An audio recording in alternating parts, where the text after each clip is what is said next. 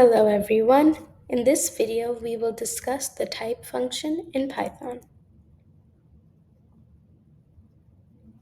So you may be wondering, what is the type function? The type function returns the type of data of something. You should use this function when you want to be sure of what type Python is using.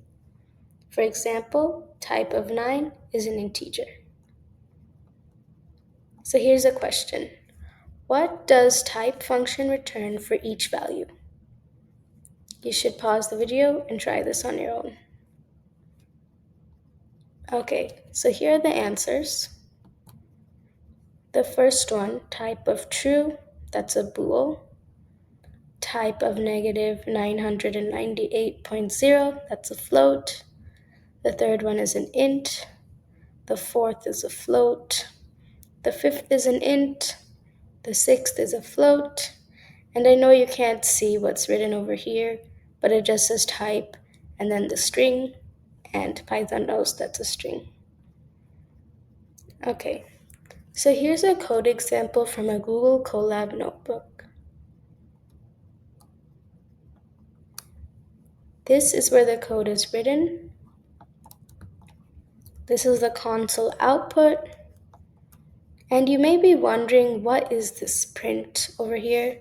So the print function displays values to the console output when the code is run. And you run this code by clicking on this button over here.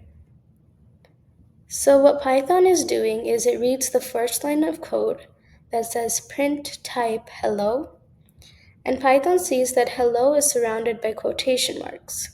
So Python knows that this is a string. This process is same for every line of code. Python sees that this is an integer. Python sees that this is a bool, and Python sees that this is a float.